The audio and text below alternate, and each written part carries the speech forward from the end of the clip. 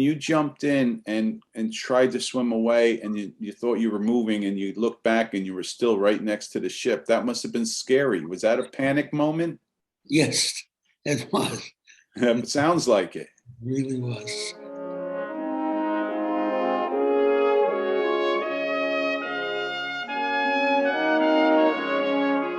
Okay, so you found your way out of up those steps. You found your way up to the top deck. Right. And once you were there, I find it one of the most interesting things to think about whether you and the other soldiers would think about jumping off early or waiting for a better opportunity. What was the best way? I was waiting. I said, it's impossible that there's no command on top telling us where and when and what. Right.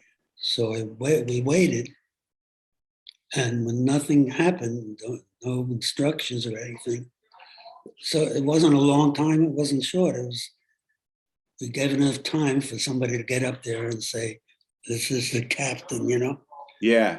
And so I said, we can't wait any longer.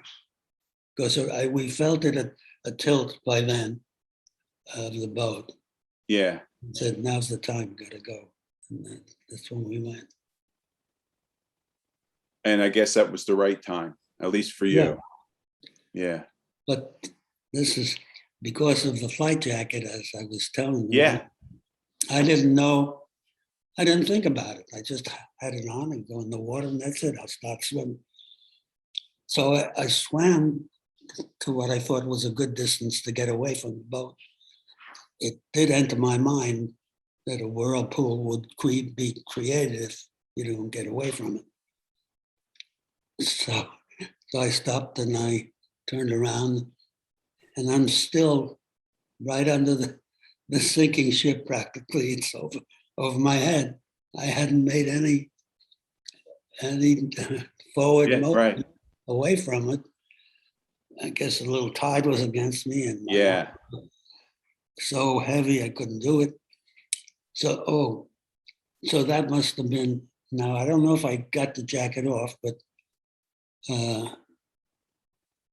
when the barrel, that's about when the barrel come floating by. Yeah. Yeah, so I was able to use my legs and kick and start making some distance. Mm-hmm. And holding on. And I think I wrote about it. You grabbed onto the barrel. Yeah, and then and that started pulling you away from the ship. Is that what you're saying? I started kicking, using my legs for okay. Push me forward and away from the ship. Yeah. So I knew I was going the right direction, because when I looked back, it started to be in the distance. It sounds like you're by yourself at this point. Until another guy who was just floating there grabbed onto the barrel, and then there was a third guy.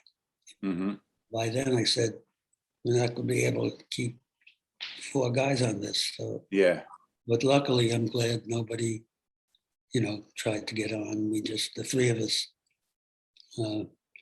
kicked our legs and finally got to a good distance away. Did all 3 of you make it? No, I don't know, because, well, first of all, going back to the ship, I was with 2 buddies, and the 3 of us went overboard at the same time, but I never saw them in the water when we got down there or ever again. They both died, as far as you know? No, one I saw later in India. So he had made it, but I never saw him getting down into the water, and the other one never made it. Okay. Kid from California. Yeah. And so we were holding on to that barrel for quite a while, and it was getting dark. I didn't know what our next move would be. We'd just keep paddling until we get somewhere. But that's when the Pioneer showed up out of the mist, and that was the savior.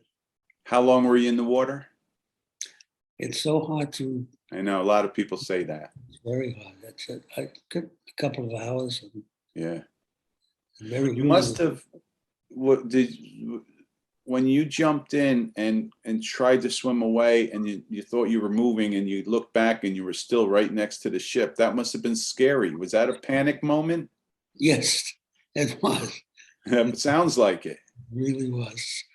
Because by the time I looked back, this was only, tilting more than it was when I jumped off. Yeah.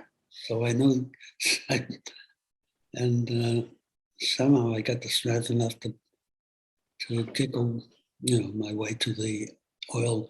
No, but the oil can that saved my life.